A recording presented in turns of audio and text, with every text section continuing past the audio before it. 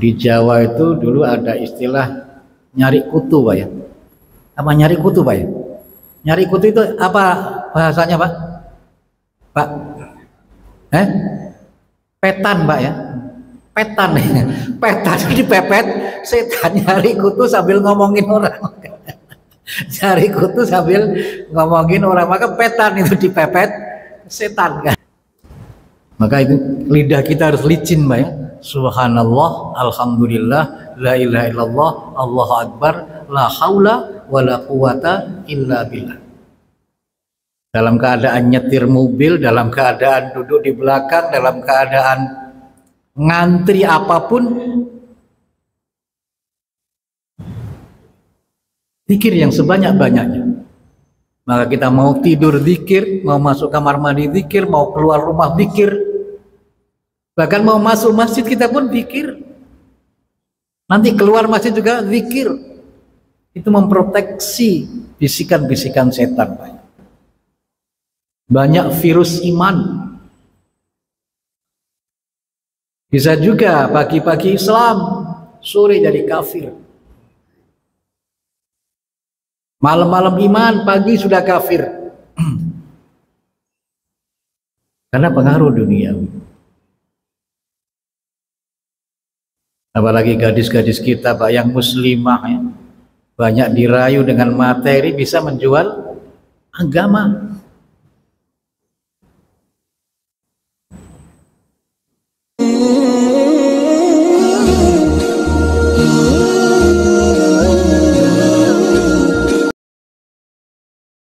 Qalu rabbuna Allahu tsumma istaqamu tatanazzalu alaihimul malaikatu alla takhafu wa la tahzanu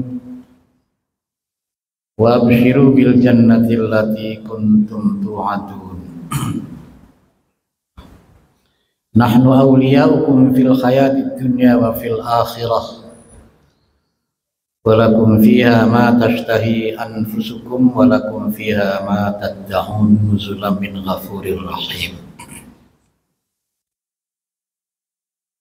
Bapak, Ibu-ibu jamaah Masjid Nurul Bardah Bandara Soekarno-Hatta yang dirahmati oleh Allah, alhamdulillah kita masih diberi hidayah oleh Allah bisa melaksanakan tugas utama kita, beribadah kepada Allah.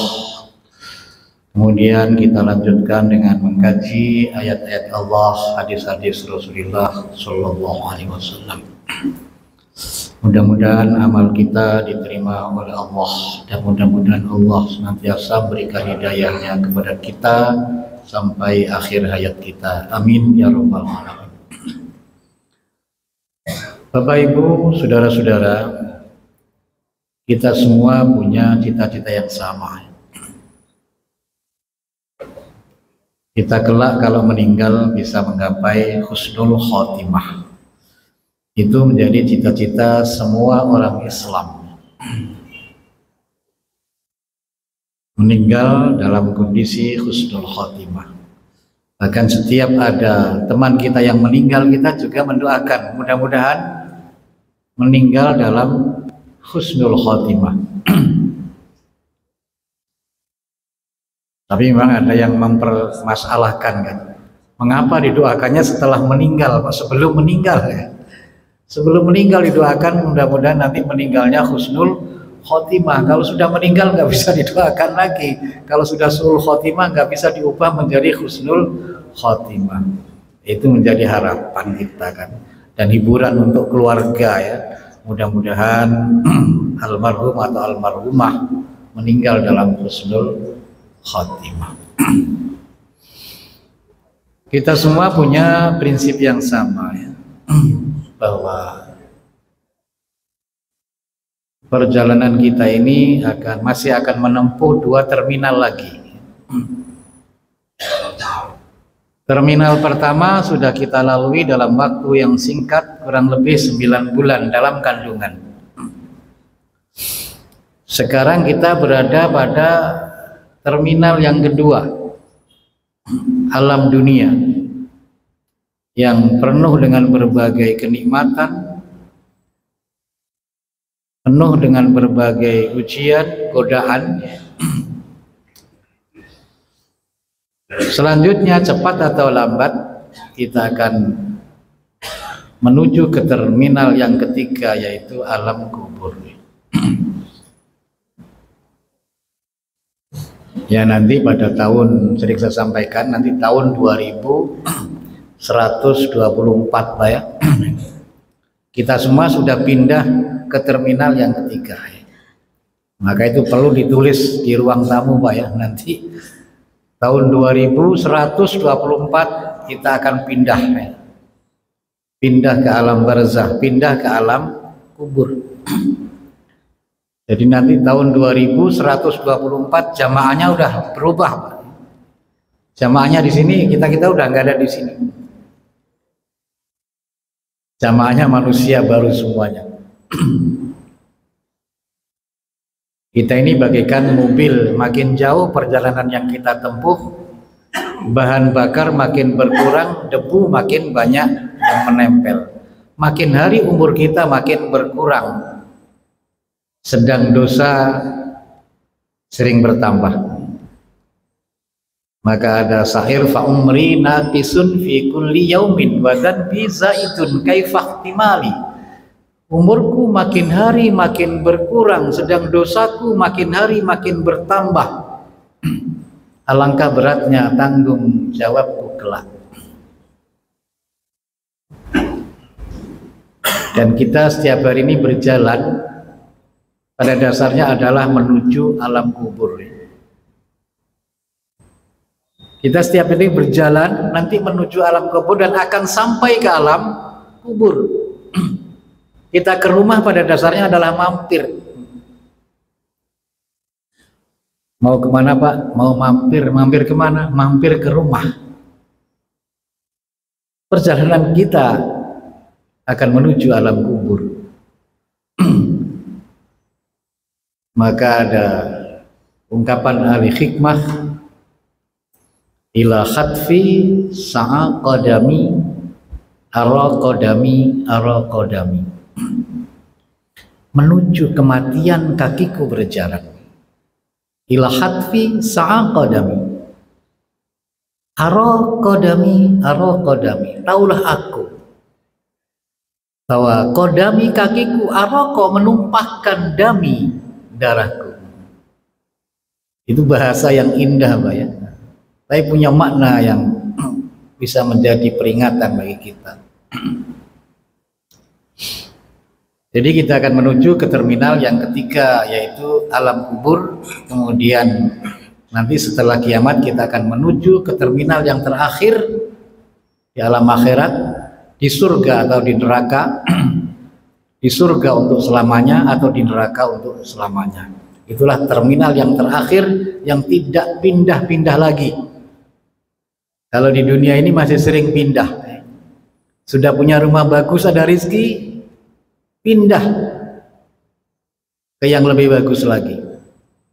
Kadang-kadang tidak ingin pindah ke gusur, entah karena jalan tol, ya, karena planologi, ya. Itu kita bisa digusur. Nanti di akhirat itulah address yang tidak pindah-pindah lagi. Kita semua ingin meninggal dalam husnul khotimah, dan itulah kebahagiaan yang hakiki. Bagaimana kiat agar kita bisa meraih husnul khotimah? Tadi surah Fussilat ayat 30. Sederhana saja Pak. Innal ladzina qalu rabbunallahu tsumma istaqamu. Sesungguhnya orang-orang yang mengatakan Rabb kami, Tuhan kami adalah Allah, tsumma istaqamu, kemudian konsisten, istiqamah dengan pernyataan itu,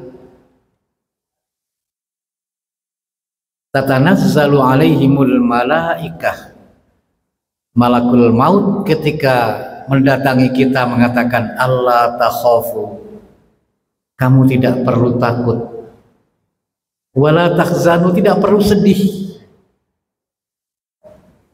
wa abshiru bil jannati allati kuntum tu'adun, senangkan hatimu Kamu telah disiapkan surga, telah disiapkan surga. Jadi untuk meraih husnul khotimah hanya satu kata, istiqomah dalam beriman dan beramal. Tapi ini memang tidak mudah. Memang kadang-kadang kita ini rawan untuk futur, untuk luntur, Pak, iman itu. Rawan. Ya kita kalau di masjid ini ingat surga, ingat neraka, ingat dosa, ingat pahala. Tapi kalau sudah di mall, lupa bakal mati. Lupa bakal mati. Maka rawan. Kami ingat ada sahabat namanya Handolah. Handolah ini datang ke rumah Abu Bakar radhiyallahu anhu.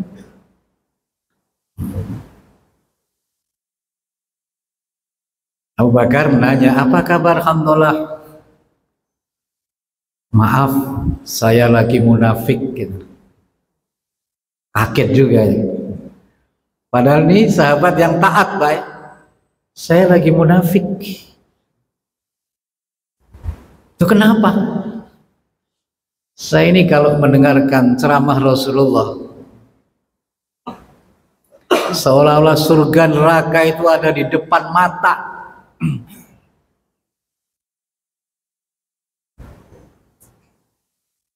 Tapi setelah pulang, ingatan itu menjadi hilang. Setelah sibuk dengan istri, dengan anak, ingatan itu hilang. Yang dipikirin dunia. Apa jawab Abu Bakar radhiyallahu anhu? Sama. Saya juga begitu. Kalau kita ditanya juga sama, Pak. Sama seperti itu juga. Kalau kita di masjid dengerin ceramah, apalagi tentang akhirat, tentang kematian, ingat kita bakal mati. Kalau sudah di restoran yang mewah kan sudah lupa, Pak. Maka Rasulullah ketika makan enak itu langsung mengatakan tsumma tus'alunna yauma idzin 'anil na'im. Rasulullah masih mengingatkan, kamu akan ditanya tentang kenikmatan ini. Rasulullah masih mengingatkan juga. Tsumma tus'alunna yauma idzin 'anil na'im. Akhirnya dua-duanya menghadap Rasulullah Sallallahu Alaihi Wasallam. Ya udah, kita berangkat ke rumah Rasulullah. Ya Rasulullah, kami berdua munafik. Nah, kenapa?